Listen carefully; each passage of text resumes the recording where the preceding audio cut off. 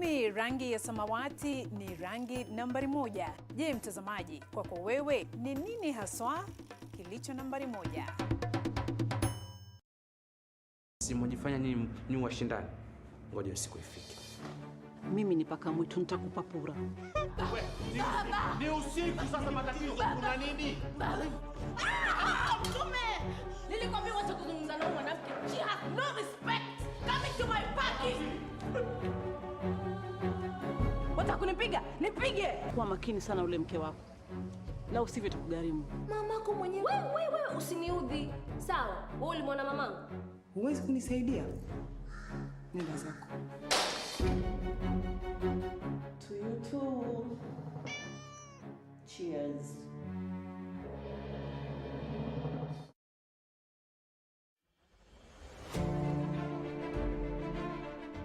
Coronavirus disease is now spreading within counties in Kenya, from person to person through contact with droplets when an infected person speaks, coughs or sneezes, or through touching contaminated surfaces and objects. Anybody with a weakened body immunity has a greater risk of contracting coronavirus disease. People living with pre-existing medical conditions such as HIV, cancer, TB, diabetes among others must adhere to their treatment to strengthen immunity and therefore should ensure they have a constant supply of necessary medicines. Contact your clinic or health facility for information on how to access treatment. Help others within your network to access adequate supply of essential medicines. Ensure that you remain connected with your local networks for any support and follow the medical guidelines provided by your health facility to prevent coronavirus. Remember to stay updated with information on coronavirus using only trusted reliable channels. For more information on COVID-19, call 719 or dial *719#. COVID-19 is preventable. Protect yourself, your family, and the community. This message has been brought to you by the Government of Kenya and its partners. Je, unajua kuwa hata kama mapato yako ya kawaida yameathirika, bado unaweza kuzungumza na mtoa huduma wako wa bima na kubadilisha sera yako kuwa sera ya kulipwa? Hutaweza kulipa ada zaidi na bima yako bado itawajibika kwa mafao yanayolipwa chini ya chaguo hili. Sasa umejua, IRA, bima bora kwa taifa.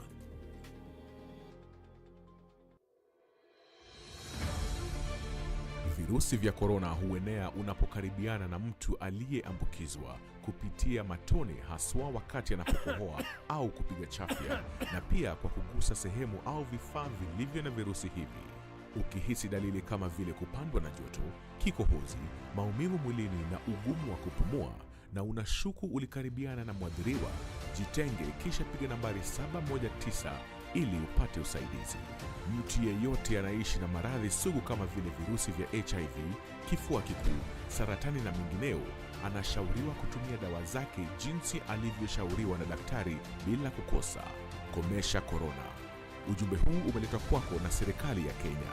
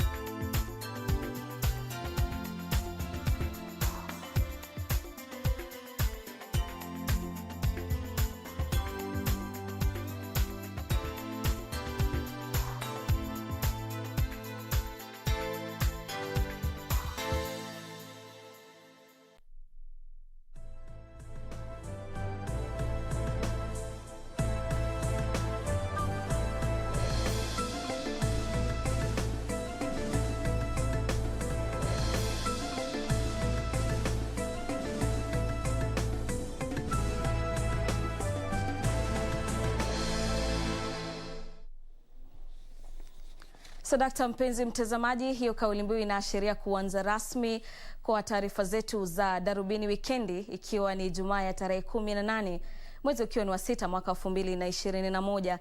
Ni fahari yangu tena sana kukuletea taarifa hizi, na lako mtazamaji ni kukaa mkao wa kula tukujuze kulikoni kwenye taarifa za habari jioni ya leo. Mimi naitwa Gladys Mungai. Kwanza kabisa tuanze na vidokezo. We should never decide a case on the direction of any party or any authority. Jaji Mkuu Martha Koome ameahidi kusimama kidete kulinda uhuru wa idara ya mahakama. Viongozi wa tabaka mbalimbali watoa heshima zao za mwisho kwa marehemu Chris Kirubi. Na zoezi kuhusu utunzi wa maegesho ya magari ya uchukuzi katika eneo la Green Park laandaliwa.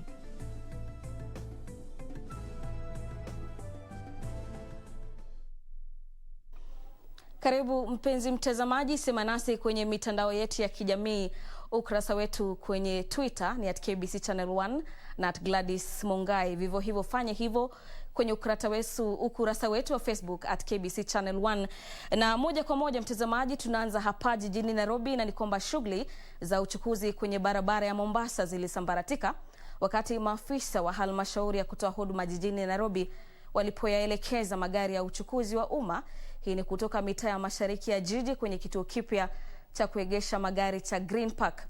Magari ya matatu yaliyojaribu kukwepa kituo hicho cha mabasi yaliamua kutumia barabara ya Jogoo, hali hiyo ikisababisha msongamano mkubwa wa magari hapa Nairobi. Wahudumu hao walisema kwamba kituo hicho hakitoshei magari yanayohudumia wakazi wa mashariki ya jiji. Ni katika kituo kipya cha magari ya uchukuzi wa umma cha Green Park. Magari ya matatu yalipiga foleni kusubiri kuelekezwa mahali pa abiria kutua na kuabiri magari yao kuelekea mitaa mbalimbali ya jiji la Nairobi. Shughuli hiyo hata hivyo ilisababisha msongamano mkubwa wa magari jijini Nairobi. Ni msongamano wa magari uliotanda na kuathiri maeneo mengine jijini mbali na kituo hicho cha mabasi. Ile gari ilikuwa inaenda skodi kama 5, 6, saizi tuko skodi ya 3 ya pili kwa sababu ya jamu kubwa sana Mombasa Road na hizi zingine pia barabara hizi zingine. So kazi ni ngumu, hatujazoea hii kitu. Afadhali turudishwe mahali tunakuanga juu hata jamu inashikanga jioni siku masaa kama hii. Sasa ni kwa skodi ya 3 kuchua na magari ya wenyewe, tutapata kazi gani? Tutapata mshahara tutatoa wapi shwari? Mtu anakulipisa kama mtu kama Rongai ama Kisii ama Sadzazweria mfano wapi 100. Hii 100 tunapata wapi na vile Kenya kumekaa saa hii? Sasa itakulazimisha mwananchi wa kawaida akwa akipe hiyo 100 ama 150 because I know jioni itakuwa na 200 ama 300. Because I know these people they walisa tengeneza wako nayo, wewe mwananchi ambaye hauna kitu. Baadhi ya wahudumu walisifia ufunguzi huo wa kituo hicho wakisema kitalainisha shughuli za uchukuzi kwenye jiji la Nairobi. So kwa wenye magari ikiendelea hivi tunaona sio kitu mbaya. Ile kitu tunaomba peke yake tupunguziwe ama tusaidiwe ni vyenye avoid this traffic. Kituo hicho sasa kiko katika awamu ya mpito kikisubiri kuzinduliwa ili wadau waweze kutathmini kujiandaa kwake kabla ya ufunguzi rasmi. Yusuf Far, Darubini ya Channel 1. Kwingineko mtazamaji, spika wa bunge la Seneti Ken Lusaka amezitaka serikali za kaunti kuimarisha ukusanyaji wa mapato, hii ili kuepusha ukinzani wa hazina kuu. Lusaka amehimiza serikali za kaunti kuziba mianya ya wizi wa mapato ili kujikimu kifedha kutokana na kuchelewa kwa mgao kutoka kwa Wizara ya Afya. Hayo yalijiri huku kamati ya ushauri wa mihimili miwili ya serikali ikitaja ugavi wa mapato kuwa changamoto kikubwa kwenye mfumo wa ugatuzi humu nchini. Honorable Bahari. Spika Lusaka ambaye alikuwa mgeni rasmi kwenye hafla ya uzinduzi wa mpango mahususi wa miaka 5 wa kamati ya ushauri kuhusu viwango viwili vya serikali ambayo imejukumiwa kuhakikisha uhusiano mzuri kati ya viwango viwili vya serikali, alizihimiza serikali za kaunti kuimarisha ukusanyaji mapato ili kukomesha utegemeaji mno mapato ya kugawana. Lusaka akisema uzinduzi mfumo wa dijitali kwenye ukusanyaji mapato utaimarisha uwajibikaji. In the first round there was a lot of pilfering, there was a lot of money just getting lost. People are collecting money but paying themselves instead of letting the money go to the government. So we minimize interaction between the humans and money so that the money collected goes to support many, many other projects in those particular areas. The counties need to raise on-source revenue to supplement this. And digitization is the most effective. I agree with the speaker that it is the only thing that will ensure that pilferage is lowered. Na kamati hiyo ikiwa imegundua utozaji ushuru maradufu kuwa changamoto nyingine kubwa kwa mfumo wa ugatuzi. Lusaka pia alizitaka serikali za kaunti kukabiliana na tatizo hilo ili kuhimiza biashara na uwekezaji. It has been a thorn in the flesh and we are really punishing our business people. For example, somebody moving from Nairobi, you pay tax. You go to Kajiado, you pay tax, and Kajiado starts, first of all, Machakos starts around at the river. Then you go to Kajiado, you pay. So you are paying in 3 counties. So how can we harmonize this taxation so that we encourage our business people to do business, in an environment that is not heavily, taxing them and making them get losses. Spika huyo wa bunge la Seneti akiahidi kwamba bunge la Seneti litaharakisha kupitisha sheria kuhusu ushiriki wa umma ili kuhakikisha kwamba mfumo wake unazingatia kanuni za kikatiba. Is it just a window dressing? So we should be able to come up with effective public participation so that whatever was in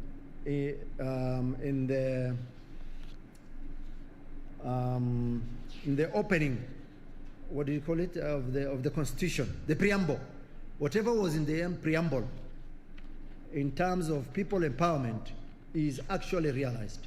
Public participation is not collecting your supporters or your those who cheer you, goons. You pay them listening allowance and say now the public participation has taken place. That is not public participation. Kamati hiyo ya kuboresha uhusiano kati ya viwango viwili vya serikali imefanikiwa kusuluhisha zaidi ya mizozo 30 kati ya serikali za kaunti na serikali ya kitaifa na pia miongoni mwa serikali za kaunti. During this particular period, devolution has been at its peak, at its best. We had national government consulted so extensively with the counties that we had 6 special summits during the COVID time.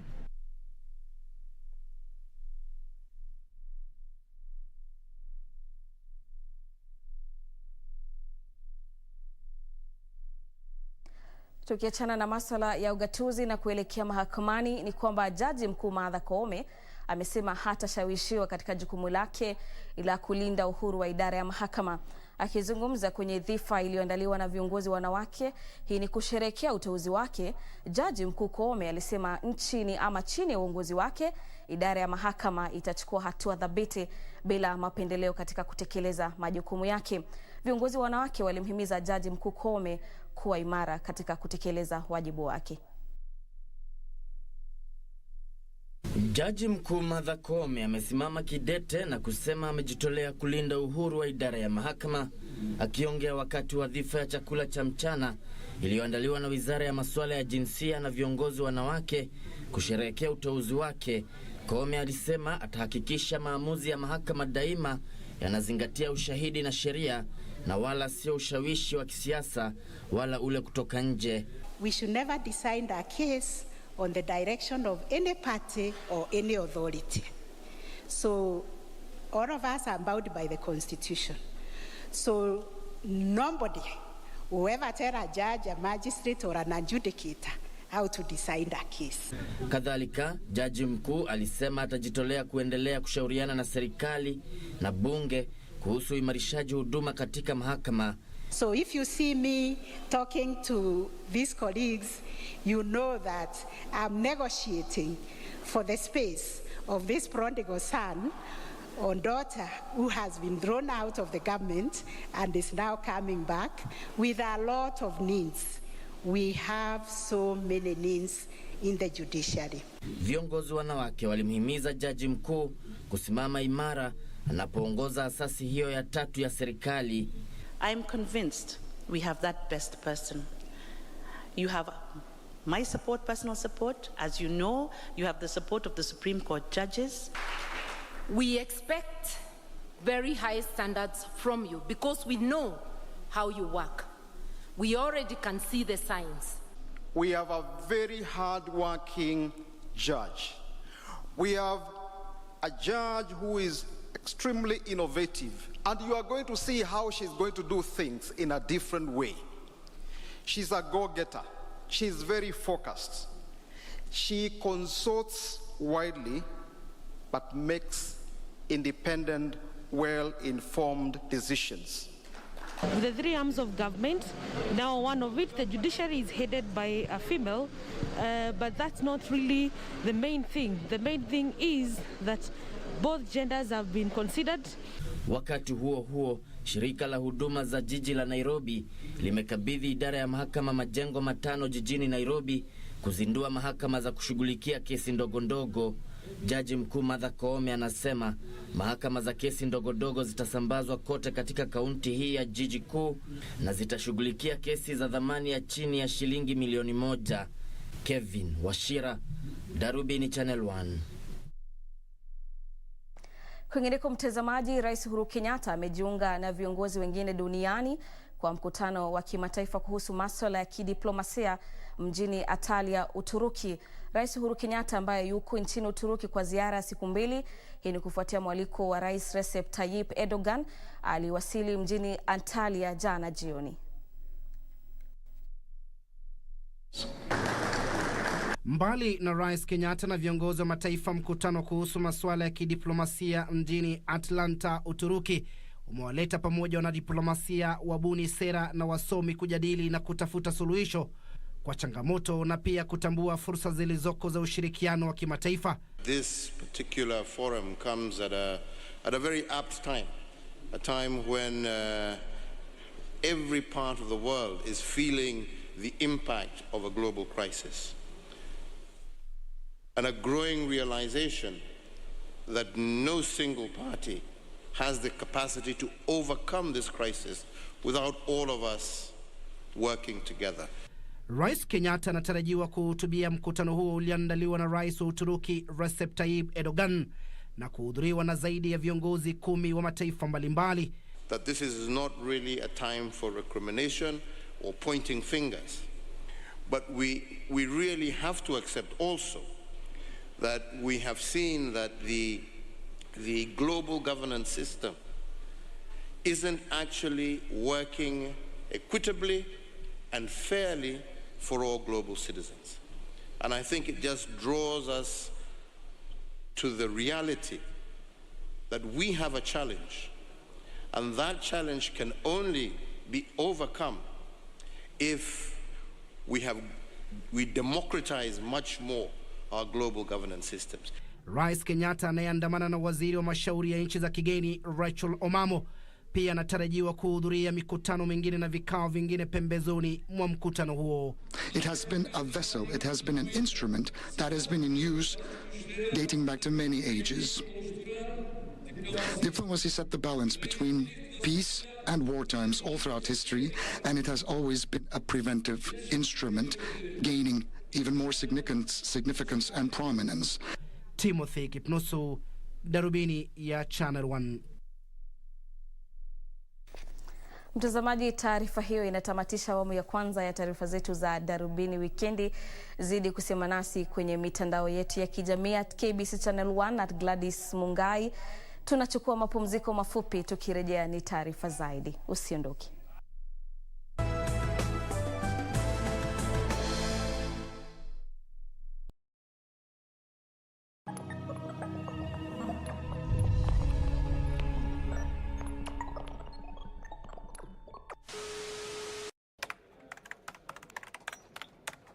Kwangu mimi mtazamaji, kinywaji changu nambari 1 ni kinywaji cha chai. Kwako wewe ni kipi ambacho ni nambari 1? There was a time when the roar would be heard over the mountains and across the counties of Kenya, when the earth would shake with the sounds of engines revving, and we would wait on the sidelines for our champions to arrive, because it was time for the legendary WRC Safari Rally. The Safari Rally is finally back, and KCB is proud to be part of that journey. It's time to feel the roar again. KCB Bank, financial partner of the 2021 WRC Safari Rally Kenya. Je, unajua unaweza chukua bima ya maisha ili kusaidia familia yako na unaowapenda iwapo watapatwa na msiba usiotarajia kama vile kifo au ugonjwa? Chukua bima ya maisha na uhakikishe familia yako ina maisha bora siku za usoni. Bima ya maisha hukusaidia kuweka akiba ambayo hulipwa ikishapevuka. Sasa umejua. IRA, bima bora kwa taifa. Malaria ni ugonjwa hatari sana unaoua watu wengi hapa Kenya. Japo kuko na korona, hatari ya malaria bado iko. Mtoto huyu alikuwa na joto jingi, kutetemeka, kuumwa na viungo na uchovu. Alikimbizwa hospitali ya umma ambako sheria za COVID-19 huzingatiwa na ni salama kwa shughuli ya upimaji. Vipimo vilionyesha kuwa ana malaria na papo hapo daktari akampa dawa za malaria na kumshauri azimalize, na ili kujikinga wawe wakilala ndani ya neti iliyotibiwa. Malaria husambazwa na mbu. Walio hatarini ni watoto wa chini ya miaka 5 na akina mama wajawazito. Kupimwa na kutibiwa ni bure katika hospitali zote za umma. Usisahau adui malaria. Zero malaria huanza na mimi. Chukua jukumu leo. Komesha malaria. Ujumbe huu umeletwa kwenu na Wizara ya Afya. Bwana Motiso, pikipiki yako ndio hii. Uko shoni yangu. Hii pikipiki ni unakumbuka uniekelea the lowest unique bid yako ilikuwa ngapi? 18 shillings. Na unajua kuendesha hii gari? Kidogo. Haya, kitoko yako shika helmet, kifungu yako chomoka na mali yako. Kujiunga na QuickBid ni rahisi. Enda kwenye M-Pesa, bonyeza paybill kisha weka business number 4032353. Kwenye account weka kodi ya bidhaa unayotaka na bid yako ya chini zaidi. Kwa mfano TV 16. Kisha weka shilingi 20 tu kama idadi yako. Weka bid yako pia kwenye www.quickbid.co.ke. Kumbuka, bid ya chini zaidi ya kipekee ndio ununua. QuickBid, bidhaa bora kwa bei ya chini. Kupata sikiza tune ya Usifadhaishwe, dial star 811 star 815 hash.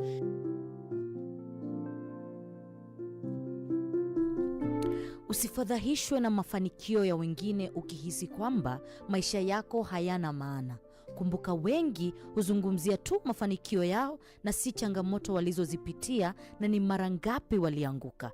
Tia bidii, muda wako utafika. Ili kupata sikiza tune hiyo ya Usifadhaishwe kwa simu yako, dial star 811 star 815 hash, star 811 star 815 hash.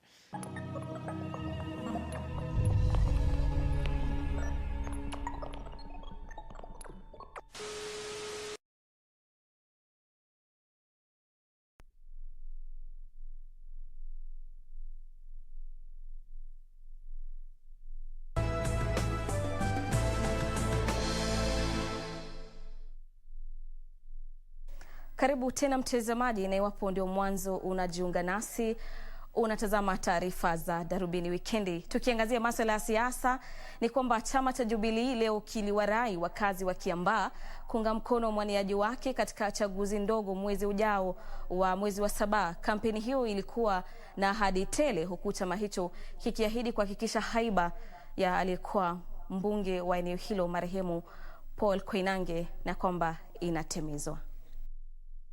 Waziri wa uchukuzi James Macharia aliongoza ujumbe wa maafisa wa ngazi za juu serikalini kuwarai wapiga kura wa eneo bunge la Kiambaa kumuunga mkono mwaniaji uchaguzi wa chama cha Jubilee. Na sasa tukienda huko na huko, tuna kitu tunaita encyclopedia ya miradi ya maendeleo yetu kule Kera. Na hapa Kiambu sasa tuko hapa kuangalia ile miradi ambayo tulisema tutafanya. Wakiongea wakati wa uzinduzi wa barabara ya kutoka Kihara hadi Karura, viongozi hao wakiongozwa na gavana wa Kiambu James Nyoro, seneta Kimani wa Matangi na mbunge wa Kiambu mjini Jude Njomo walisema mwaniaji uchaguzi wa chama cha Jubilee ndiye anayefaa zaidi kuchukua mahala pa marehemu mbunge wa eneo hilo Paul Koinange. Na hii barabara itaisha, si ile maneno mliambiwa ati msichagua nini ati itaenda, haitaenda, itakaa hapa tu, lakini na nyinyi lazima mchague Kaleli Jama, si ndio? Si ndio?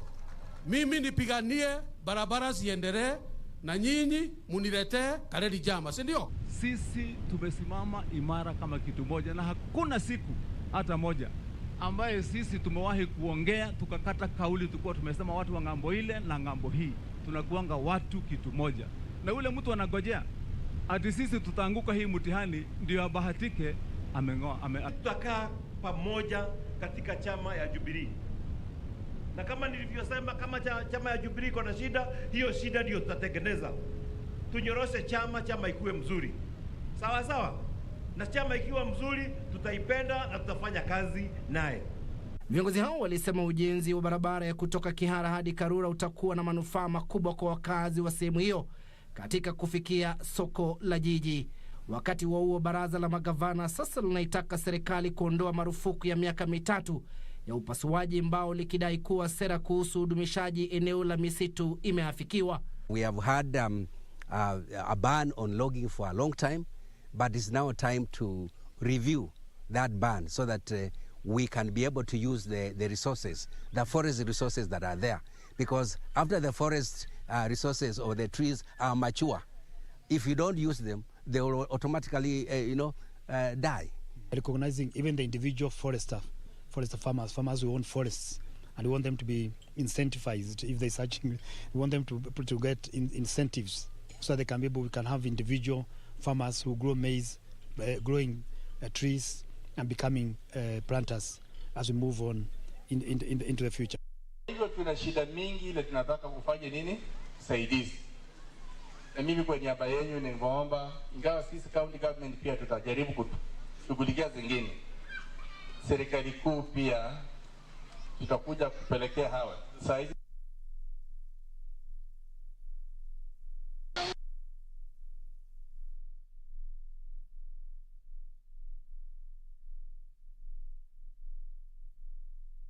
Katika taarifa nyingine, mtazamaji, katika kaunti ya Kakamega ni kwamba baadhi ya wakulima wa miwa katika eneo la magharibi mwa nchi wamemshtumu gavana wa kaunti ya Kakamega kwa kukosa kutetea maslahi yao. Hii ni kwenye juhudi zinazoendelea za kufufua sekta ya sukari katika eneo hilo.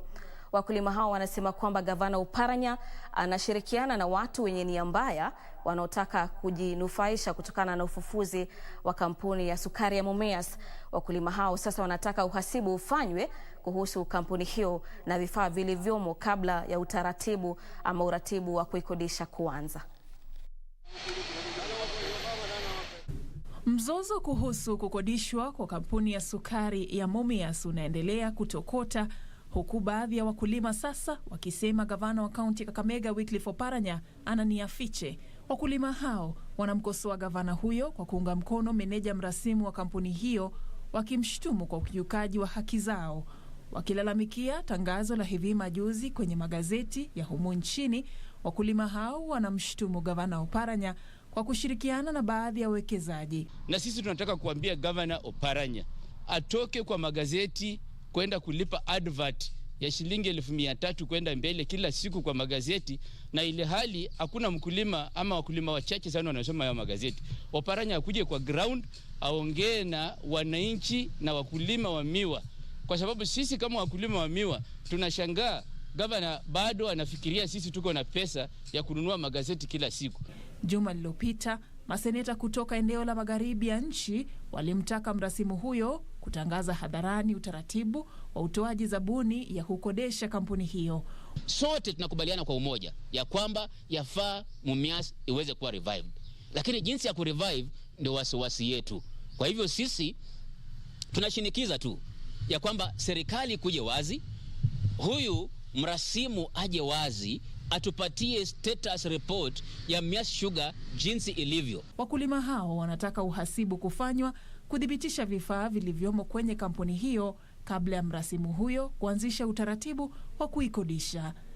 Na kuna lori ambayo ilishikwa kama imebeba vyuma kutoka MUMIAS Sugar Factory. Tuko hapa na evidence, hizi ni documents ambazo zilipatikana siku hiyo. Pili, tuko na OB number yenye ilipatikana, hiyo lori ilishikwa. Kwa hivyo sisi hatuongei kwa sababu tunataka kuongea. Kama stakeholders, kama wakaazi, tunasihi tu vitengo vya serikali viweze kuja hapa tufanye public audit, tuone mashine haya yako sawa au hayako sawa. Nikiripotia Darubini ya Channel 1, naitwa Safin Achieng Ouma.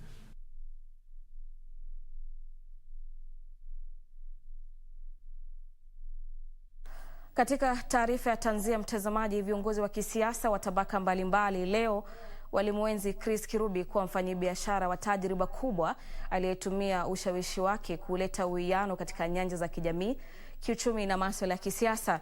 Viongozi hao walimpongeza marehemu Kirubi kwa mchango wake mkubwa katika kukuza uchumi wa nchi hii kupitia uvumbuzi wa miradi na mipango ya kuwashawishi vijana. Kirubi alifia nyumbani kwake siku ya Jumatatu alasiri baada ya kuugua saratani kwa muda mrefu. Marehemu mfanyabiashara Chris Kirubi leo amepokea sifa tele kwa mchango wake kwa uchumi wa nchi hii. Familia, marafiki na wafanyabiashara wenzake walisimulia kumbukumbu zao na kile watakosa mno kumhusu Chris Kirubi.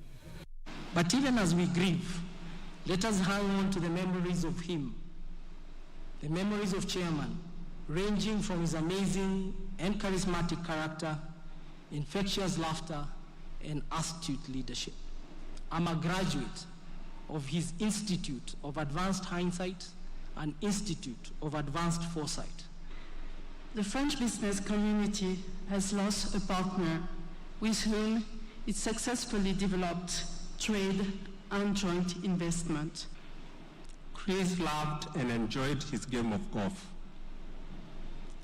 Almost every Thursday, we would troop to Current Country Club for a game of golf. Chris was a formidable and a worthy competitor. Kwenye risala yake rambirambi, Rais Uhuru Kenyatta alimuelezea Kirubi kuwa mfanyabiashara mwenye tajriba kubwa na mvumbuzi ambaye alichangia pakubwa uchumi wa nchi hii. Kiongozi wa chama cha ODM Raila Odinga alitaja jukumu lililotekelezwa na Kirubi katika kukomesha ghasia za baada ya uchaguzi wa mwaka 2007. When we had election difficulties in 2007, 2008, Dr. John Kufuor was the chairman of the AU, and he came here to bring sanity to the warring sides of our politics. When he was here, he was permanently in company of Chris Kirubi. I used to join them at the Intercon for a cup of tea. Marehemu mfanyabiashara huyo alianzisha uandishi vitabu kupitia mtandao na mazungumzo katika shule za upili na vyuo humu nchini, miongoni mwa shughuli nyingine. Licha ujuzi wake mkubwa wa kibiashara, Kirubi alisifiwa kama mkufunzi bora na mnasihi wa kibiashara. Atazikwa kesho katika shamba lake huko Thika, kaunti ya Kiambu. Nancy Okware, Darubini ya CHANGAMOTO.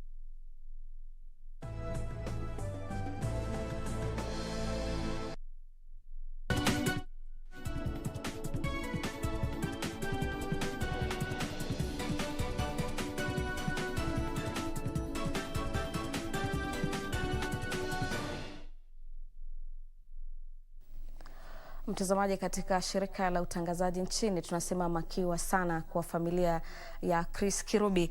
Tukiangazia masuala ya biashara, ni kwamba wataalamu wa masuala ya fedha wanasifia uamuzi wa hazina kuu ya kukopa fedha kutoka kwa masoko ya kimataifa, wakisema kwamba hali hiyo itakomesha shinikizo kwenye masoko ya nyumbani. Mtaalamu wa sera za umma Stephen Makwesi anasema hazina kuu inapaswa kutafuta fedha kutoka masoko ya kimataifa kwa riba ya nafuu. When you also look at the question of Euro bonds, you need to test out the market. And now from this test, it shows that there is still a great level of confidence on the Kenyan economy. And I wouldn't be surprised that in the coming few days, we end up looking again to another Euro bond issuance.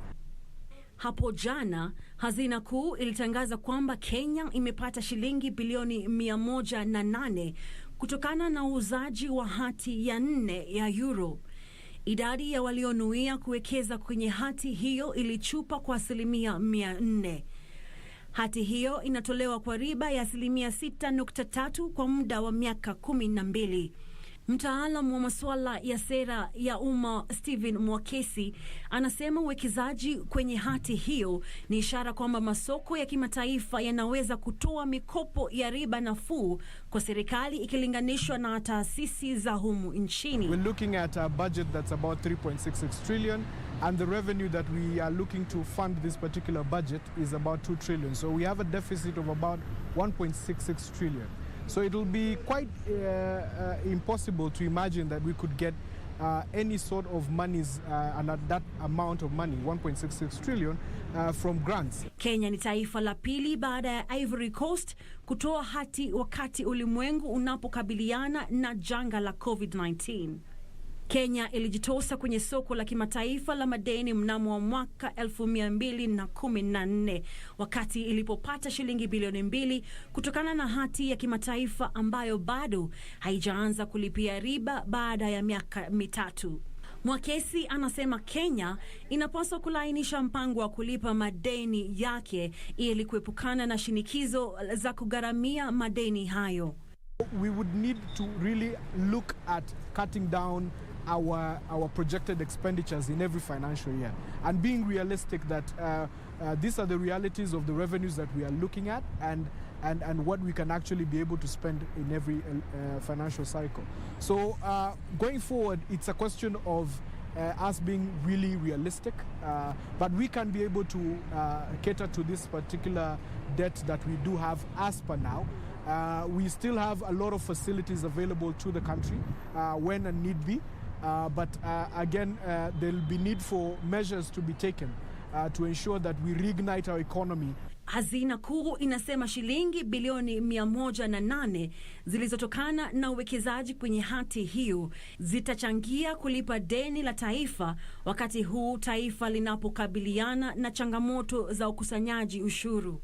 Wakati wa kipindi hiki cha matumizi ya pesa za serikali, hazina kuu inatarajiwa kukusanya shilingi trilioni 2. Mwakesi pia anaihimiza serikali kulainisha matumizi yake ya pesa na kutilia mkazo sekta zinazopaswa kupewa kipaumbele.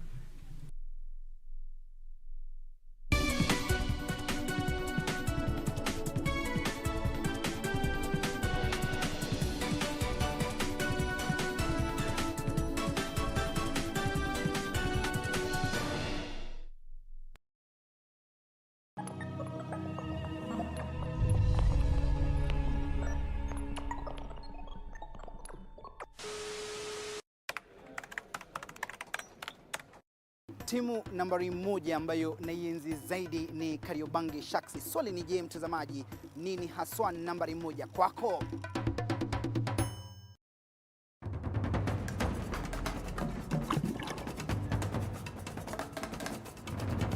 I hope you're ready for climbing trees. This is Wildlife Warriors.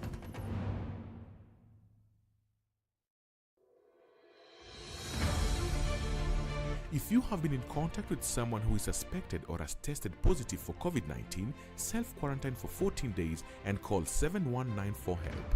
Self-quarantine restricts movement and the spread of the disease and protects your family, friends and community from being infected.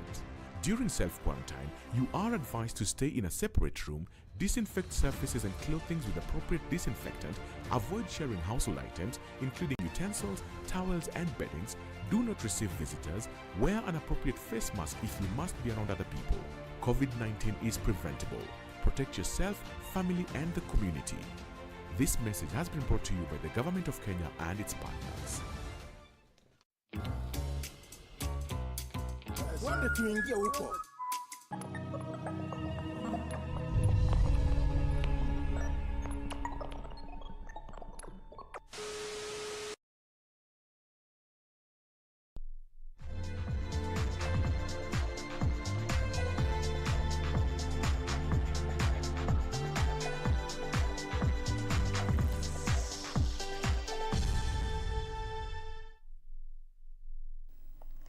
Michezoni, mtazamaji, mshindi wa nishani ya fedha kwenye mchezo wa Olimpiki mjini Rio Havin, Kenya, alionyesha umahiri mkubwa na kuibuka mshindi kwenye mbio za mita 3000 kuruka viunzi na kidembwe cha maji katika mbio za majaribio ya michezo ya Olimpiki zilizoandaliwa katika uwanja wa Kasarani. Kien alimpiku mwanariadha aliyeshikilia rekodi ya dunia ya mbio hizo ambaye ni Beatrice Chepkoech aliyemaliza wa pili, naye Purity Kirui akaridhika na nafasi ya 3. Mbio za wanawake za mita 3000 kuruka viunzi na kidimbwi cha maji ziligeuka na kuwa kinyang'anyiro cha wanariadha watatu, Ivan Kiyeng, Beatrice Chepkoech na Purity Kirui. Wanariadha hao walizitawala mbio hizo tangu mwanzoni, Kiyeng na Chepkoech wakibadilishana uongozi mara kwa mara. Katika mzunguko wa mwisho kilisalia kwa kinyang'anyiro kati ya Kiyeng na Chepkoech. Kiyeng alimpiku mwanariadha anayeshikilia rekodi ya dunia Beatrice Chepkoech na kufika utepeni kwa muda dakika 9 sekunde 24.5. Chepkoech alikuwa wa pili na Purity Kirui akaridhika na nafasi ya 3. I think now me and Chepkoech and the other lady number 3, now we go and focus for all of us to qualify to finals. Then from there I think we will fight to be in podium. Nilimiss kwenda Doha sababu sikukuwa na feel poa. Last week sikukuwa na feel poa, but this week at least naona si uko vibaya. That's why nimekuja nikamwambia tu ukisikia mwili ikiwa inasonga then you can go, but for me nilichapwa na stitch nikiwa nimepakisha 800 meters, nikasema tu it's okay, nikiingia tu top 3 nitakuwa nimekata timu. Koech na Kiyeng walijinyakulia nafasi mbili zilizotengwa za kufuzu moja kwa moja kwa michezo ya Olimpiki. Mshindi mara 3 wa mbio za dunia za nusu marathoni, Geoffrey Kamworor, alishinda mbio za wanaume za mita 10,000 kwa kuandikisha muda dakika 27 sekunde 01.06. Rogers Kwemoi alinyakua nafasi ya pili ya kufuzu kwa michezo ya Olimpiki baada ya mwanariadha anayeshikilia rekodi ya dunia katika mbio za kilomita 10 barabarani Ronex Kipruto kujiondoa ikiwa imesalia mizunguko 4. Mbio za wanaume za mita 10,000 ziliwashirikishwa na riadha mahiri akiwemo mshindi wa nishani ya fedha kwenye michezo ya Olimpiki Paul Tanui, Edward Cheserek mwenye makao yake nchini Marekani, na mshindi wa nishani ya fedha kwenye mashindano ya dunia kwa chipukizi wasiozidi umri wa miaka 20, Stanley Waithaka mwenye makao yake nchini Japan. As I've said earlier that the only medal I'm lacking in my cabinet is almost an Olympic medal, which so far so good. I'm seeing interesting things coming on my way. I'll just continue training hard and focusing to at least attain a medal, at least a medal in the Olympics. Kulingana na mchezo ya leo nimeona iko hali ya juu, kwa sababu uwezi kutafsiri na au uwezi jua ni kama event zingine yenye haijafanywa kama 800 iko watu umpya, so kutapiri kusema ni nani ataingia kwa hiyo team itakuwa ni ngumu sana. Labda kesho ndio tutajua nani atafaulu. Karanja David, Darubini Michezo. Kwingineko, mtazamaji, bingwa mtetezi Baldev Chaga anatarajiwa kuzindua ukinzani na kuwania alama kwenye mashindano ya kitaifa dhidi ya Carl Flash Tundo kwenye mbio za dunia za WLC Safari. Mbio hizo, mtazamaji, zitakuwa za 3 kwenye msururu wa KNRC msimu huu. Hii ni baada ya Nakuru mwezi Februari na mbio za ARC Equator mwezi Aprili. Kando na ushindani ambao utakuwepo, madereva wa humu nchini watakuwa wakiwania alama za msururu wa kitaifa. Chaga alishinda mbio za mkondo wa kwanza za KCB za Nakuru huko Elementaita, lakini akapoteza uongozi wake kwa Tajivi Rai baada ya kushindwa kutamba kwenye mbio za Equator. Msimu wa mwaka 2022 na msimu msururu wa KNRC ulianza kwa mbio za Nakuru kisha mbio za ARC Equator mjini Naivasha. Hii ni baada ya mbio za Machakos kufutiliwa mbali kuambatana na kanuni za kukabiliana na ugonjwa wa COVID-19. Kando na ukinzani utakaoshuhudiwa kati ya Tundo na Chaga, chipukizi Karan Patel atakabiliana na Chajvel Onkara Rai wakiendesha gari aina ya VW Polo R5.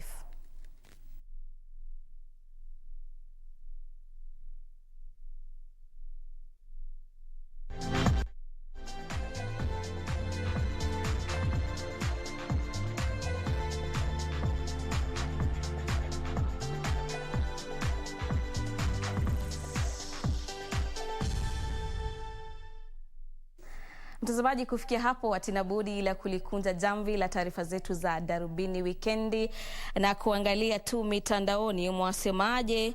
Wengi wenu mwasema mnatazama kutoka maeneo mbalimbali. Amon Kiprono anasema anatazama kutoka eneo la Nandi County. Sara Singa watching from Migori County. Mwingine anasema hamjambo Kabrol, tuko Kitengela live from Migori County. Anasema ito Sara Singa. Alafu mwingine yasema vipi from Malindi, Tairos Darwesh. Halafu Barasa Robinson anasema anatazama kutoka eneo la Pipeline na anapenda jinsi taarifa zinavyofanywa. Na Mayan Moyan nategea KBC Channel 1 hadi tamati. Kazi poa, picha safi, tunasema asante. Alafu Eddie Peti anasema atazama kutoka Bungoma, I like and I love your updates, keep it up KBC. Taarifa na jumbe ni nyingi sana mtazamaji, ila sitaweza kuzisoma zaidi ya hapo kwa sababu ya wakati. Nasema asante sana kwa utazamaji wako hadi panapo majaliwa yake Mwenyezi Mungu. Mimi naitwa Gladys Mungai, mfasiri wa lugha ishara amekuwa Lucy Mwaura, na kutakia weekend njema.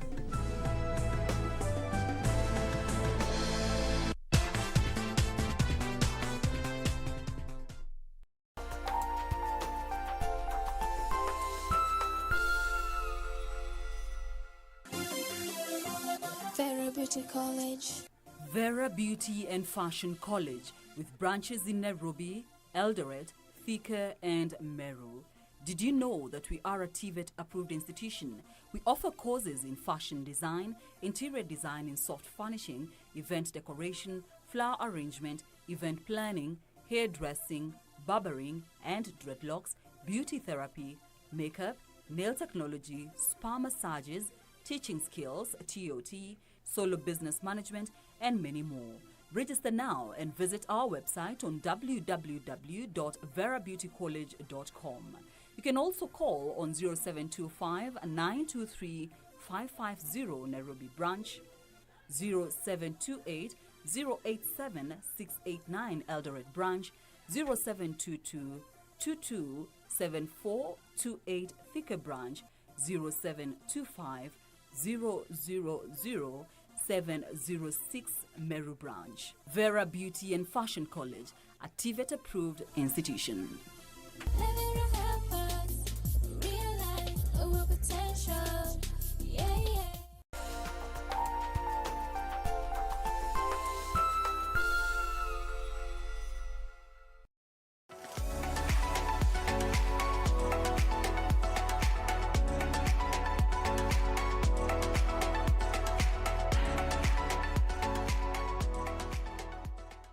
Asante sana mpenzi mtazamaji, mahali popote unanitazama, kwa majina najulikana kama Mutumishi Asante Yes. Ukipenda niite Mr. Quickbit, tutakuwa tuko sawa. Na hapa kwenye Quickbit tunakuambia ni bidhaa bora zaidi kwa bei ya chini kwa chini na ni mali safi my friend. Tunataka ikufikie mahali popote upo. Ni rahisi sana, chukua simu yako, lipa na M-Pesa, paybill number 4032353.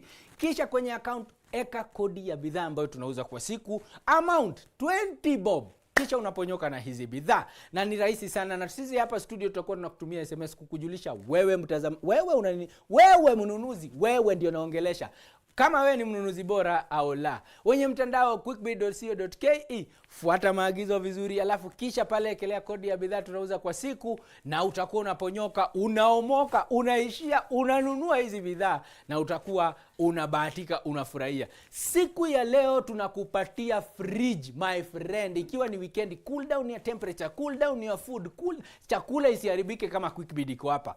Ni rahisi sana, simu yako chukua, twende na wewe kwenye lipa na M-Pesa, paybill number 4032353.